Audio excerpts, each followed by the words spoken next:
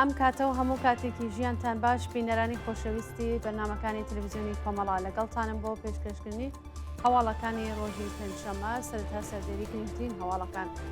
داخوازی ژنانی سەقز بۆ هەڵوەشانەوەی سزای سێدارەی پەخشان عەزیزی وریشا مرادی، ناڕوونی چارەنووسی شارۆمەندێکی دەست بەسەرکراو لە بۆکان، ئازادی فەرشاد شوکرۆڵڵا بە دانانی وەسیقا لە زیندانی سنە، هێرشی پۆلیسی بریتانیا بۆ سەر ناوەندی کوردان و دەست بەسەرکردنی چەند کەس، کۆبوونەوەی ناڕزایەتی کرێکارانی شرکەتی لە مێترۆی تاران، ناڕزایەتی کرێکارانی کارخانەی ئیرانبیر لە ڕەشت، کۆبوونەوەی شۆفێرانی بار هەڵگر لە بۆین زەهرای قەزوین، گیان لەدەستانی دوو کرێکار لە شارستانی جۆین، لە سێدارەدانی 8 بەندکراو لە چەند زیندانی ئێران.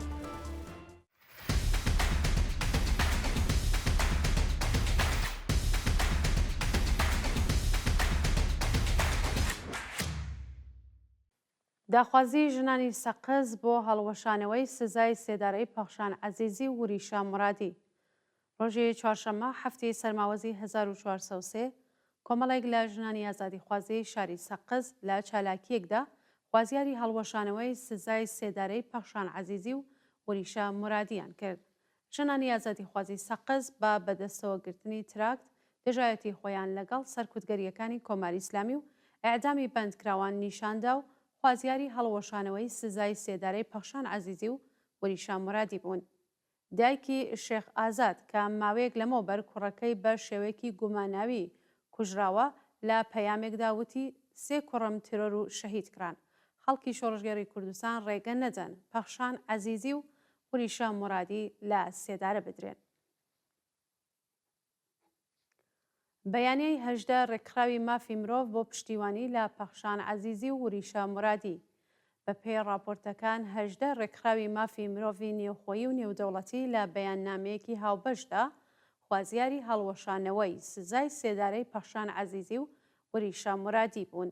ڕێکخراوەکانی مافی مرۆڤ لە بەیاننامەکەیاندا وێڕای ئاماژەدان بە ڕەفاندنی نایاسایی پەخشان عەزیزی و وریشا مرادی، بێبەشکردنی ئەو دوو بەندکراوە سیاسیان لە دەستڕاگەیشتن بە پارێزەر، محاکمەی دادپەروەرانە، دەرمان و دیدار لەگەڵ بنەماڵە بە توندی شەرمەزار کرد و خوازیاری هەڵوەشانەوەی سزای سێدارەی ئەو دوو چالاکە سیاسیە و ئازادی بێشەرت و مەرجیان بوون. ناڕوونی چارەنووسی شارۆمەندێکی دەست بەسەرکراو لە بۆکان. چارەنووسی شارۆمەندێکی دەست بەسەرکراوی خەڵکی بۆکان بە ناوی هیوا بەهین پاش ڕەفاندنی لەلایەن هێزە ئەمنیەتیەکانەوە بە ناڕوونی ماوەتەوە. هیوا بەهین ڕۆژی 4 سەرماوەزی 1403 پاش بانگێشت بۆ ئیدارەی ئیطلاعاتی بۆکان دەست بەسەر و بۆ شوێنێکی نادیار ڕاگوێزراوە. بەوتەی سەرچاوەکانی هەواڵ هۆکاری ڕەفاندنی ئەو هاوڵاتیە ڕوونیە و بە دوواداچوونی بنەماڵەکەی تا بە ئەمڕۆ ئاکامێکی نەبووە. ئازادی فەرشاد شوکرۆڵڵا بە دانانی وەسیقا لە زیندانی سنە. ڕۆژی چوارشەممە حوتی سەرماوەزی 1403 فەرشاد شوکرۆڵڵا شارۆمەندی خەڵکی سەقز بە دانانی وەسیقا لە زیندانی سنە ئازادکرا. ڕۆژی حوتی ڕەزبەری 1403 هێزە ئەمنیەتیەکانی سەقز هێرشیان کرە سەر ماڵی فەرشاد شوکرۆڵڵا و وێڕای پشکنینی ماڵەکەی ناوبراویان دەست بەسەر و دەستیان بەسەر مۆبایل و لاپتاپەکەی داگرت. ئەو هاوڵاتیە پاش دەست بەسەرکران بە مەبەستی لێپرسینەوە ڕاگوێزی گرتوخانەی ئیطلاعاتی سنەکرا و پاش ماوەیەک بۆ زیندانی ئەو شارە گوازرایەوە. هێرشی پۆلیسی بریتانیا بۆ سەر ناوەندی کوردان و دەست بەسەرکردنی چەند کەس. ڕۆژی چوارشەممە حوتی سەرماوەزی 1403 پۆلیسی بریتانیا هێرشی کردە سەر چەند ڕێکخراوی کوردانی دانیشتووی ئەو وڵاتە و بە توندوتیژیەوە چەند کەسی دەست بەسەر کرد. بە پێی راپۆرتی ئاژانسی فۆرات، پۆلیس دەستی بەسەر کۆمەڵی کوردیدا گرتووە و بە بیانووی پشکنین کەرەستە و کەلوپەلە شەخسیەکانی ئەو هاوڵاتیانەی زەوت کردووە. هەندێک سەرچاوە بە میدیا کوردیەکانیان وتووە کە پۆلیس تا 23 هاوڵاتی دەست بەسەر کردووە. هەروەها لە ناو هێزەکانی پۆلیسی بریتانیادا کەسانێک بە زمانی تورکی قسەیان کردووە و ئەگەری زۆرەکە ئەو هێرشە بە فەرمانی دەوڵەتی فاشیستی تورکیا ئەنجام درابێت. پاژە ڕووداوە ژمارەیەک لە هاوڵاتیانی کورد و دۆستانیان لە بەردەم بینای ناوەندی کۆمەڵەی کورد کۆبوونەوە و دروشمی پۆلیسی ترۆریست و شەرم بکەن و بژی بەرخودانیان بەرز کردەوە. بڕیارە ڕۆژی پێنجشەممەش لە دژی ئەو پەلامارەی پۆلیسی بریتانیا بۆ سەر هاوڵاتیان لە لەندەن ڕێپێوانێکی گەورە بەڕێوە بچێت. کۆبوونەوەی ناڕزایەتی کرێکارانی شرکەتی لە مێترۆی تاران ڕۆژی پێنجشەممە هەشتی سەرماوەزی 1403 کرێکارانی شاغڵ لە شرکەتی مێترۆی تاران بۆ سێهەمین ڕۆژی بەردەوام لە ناڕزایەتی بە نەدانی داخوازیەکانیان کۆبوونەوە. بە پێی زانیاریەکان کرێکاران لە ئازڕادەستکردنی 100% پشکی ئەو شرکەتە بە شارەداری تاران ناڕازین و دەڵێن ماوەی 8 مانگە حەقدەست و مەزایایان دواکەوتۆ بەرپرسانی شرکەت بایەخیان پێنادەن.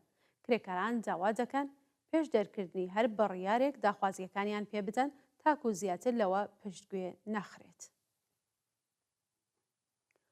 ناڕزایەتی کرێکارانی کارخانەی ئیرانبێرگ لە ڕەشت.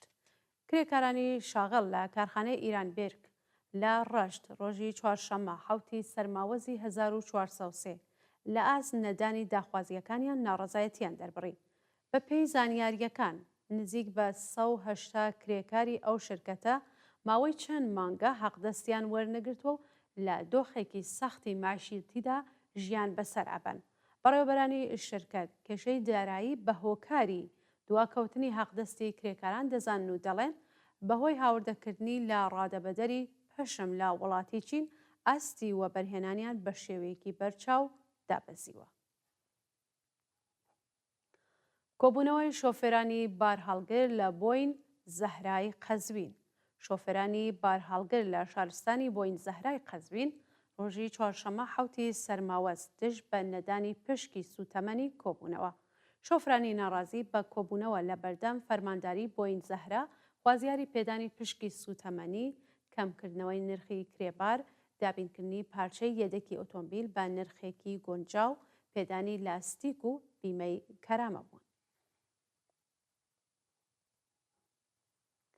گیان لە دەستانی دوو کرێکار لە شارستانی جۆین ڕۆژی چوارشەممە حوتی سەرماوەزی 1403 دوو کرێکاری ساختمانی لە شارستانی جۆین بەهۆی نەبوونی منی شوێنی کار گیانیان لەدەستا.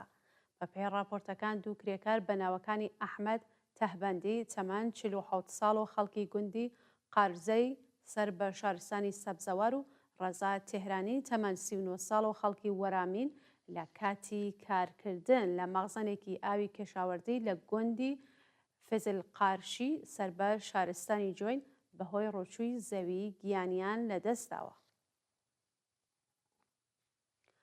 لە سێدارەدانی هەژ بەندکراو لە چەند زیندانی ئێران لە ڕۆژانی ڕابردوودا حکمی ئەدامی هەژ بەندکراوی بەلوچ بە تۆمەتەکانی کوشتنی بە ئەنقەست و پەیوەندیدار بە مادەی هۆشبەر لە زیندانەکانی قزلحسار، شیراز، تەوریز و ڕەشت بەڕێوەچوو. بە پێی راپۆرتی کانونی مافی مرۆڤی ئێران ناسناوی 6 کەس لە بەندکراوانی ئێعدامکراو کە یەکێکیان لە کاتی ئەنجامدانی تاوانەکەی تەمەنی 17 ساڵ بووە بریتیە لە ڕەزا شیرزەهی، حامێد پاکدێل، ڕەزا شەهبازی خەلاری، نەزامەدین نورحاق، عەلی تەرکەشبەند و مۆرتەزا پاشایی. کۆبوونەوەی ئێرانیانی ئازادیخوازی کانەدا دژ بە سزای ئەعدام. ڕۆژی سێشەممە شەشی سەرماوەزی 1403 کۆمەڵێک لە ئێرانیانی ئازادیخوازی کانەدا لە شاری تۆرۆنتۆ کۆبوونەوە و خوازیاری هەڵوەشانەوەی سزای سێدارە لە ئێران بوون. بە پێی راپۆرتەکان ئێرانیانی ئازادیخواز هاوکار لەگەڵ کارزاری سێشەممانەی نابووە ئێعدام لەسەر شەقام خۆپیشاندانیان کرد و وێڕای پشتیوانیکردن لە بەندکراوانی سیاسی مانگرتوو لە بەندیخانەکانی کۆماری ئیسلامی خوازیاری هەڵوەشانەوەی سزای سێدارە و ئازادی هەموو بەندکراوانی سیاسی بوون. دو هەواڵمان سەبارەتە بە ناڕزایەتی کرێکارانی بیناسازی و بەندەرەکان لە ئوسترالیا.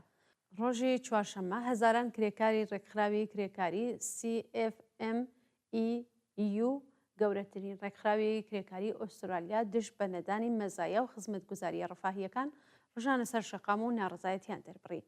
ئەم ناڕزایەتیانە لە شاری کۆئینزلەند کە زۆرترین ژمارەی کرێکارانی تێدایە بەڕێوەچوو. ناڕازیان خوازیاری گەڕانەوەی مەزایە و خزمەتگوزاریە ڕەفاهیەکان هەروەها چوونە سەرەوەی حەقدەستەکانیان بوون و ڕایانگەیاند کە تا وەدی هاتنی داخوازیەکانیان درێژە بە مانگرتن ئەدەن. بەڵێ بینەرانی خۆشەویست هەواڵەکانتان پێشکەشکرا هەر شاد باشن.